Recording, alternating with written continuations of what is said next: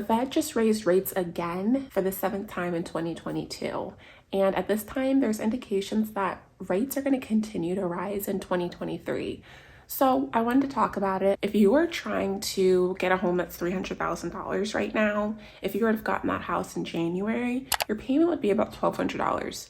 Now with a 7.5% interest rate, if you put 5% down, you're looking at a payment of $1,900. That is a $700 jump.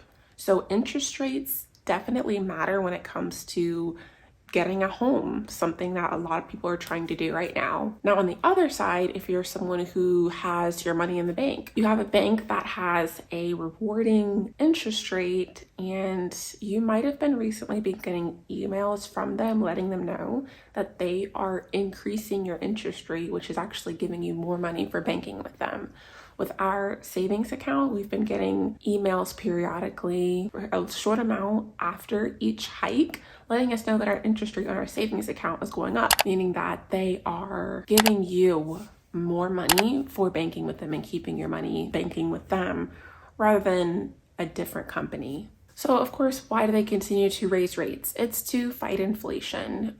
Inflation, as we all know, it's super high. I feel like every time I get groceries, the amount of my groceries has gone up from last week to this week. It feels like it's changing every week. And they're trying to fight that. So that's why interest rates are continuing to go up. And this time around, it was by 0.5%. All right, guys, how to switch locations. But the simplest way we can talk about interest rates and what this means for consumers is basically it just got a little bit more expensive to be in debt.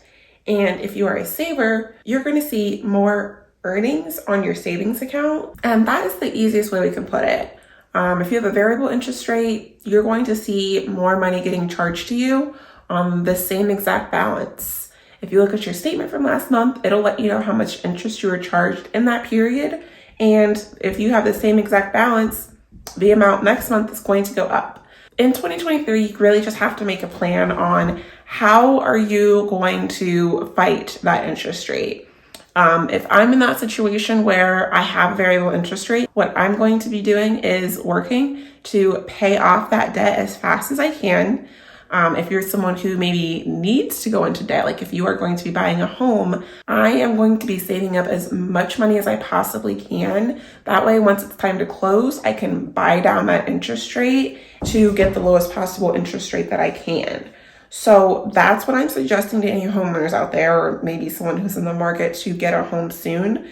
Unfortunately, we've heard a lot of stories about people no longer qualifying for the homes that they are trying to purchase because the interest rates went up.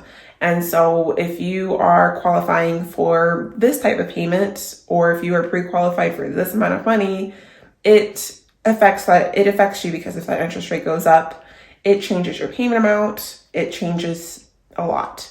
Again, in 2023, if I am you, I am looking to have the bank pay me more money for keeping my money with them, beefing up that emergency fund. I know that us personally, we are looking to add more money to our emergency fund in 2023. And I suggest that for anyone, because the price of food is going up. The price of rent goes up year after year. If you are someone who's still renting, I definitely suggest saving up as much money as possible so that way you can stop paying someone else's mortgage and start paying your own. So the numbers did say that inflation is going down a little bit, but ultimately they're trying to get to 2%. So a lot lower than where we're at right now, with us being at about 7%. So interest rates are expected to continue to increase into 2023, with them trying to get to around a 5 to 5.25% range. And right now we are lower than that. So I definitely wanted to talk about this. It definitely pertains to debt, finances, budgeting, just like we talk about here on our channel. So it just kind of solidifies a little bit further the lifestyle that we like to live and that we would love for other people to also see the benefits of.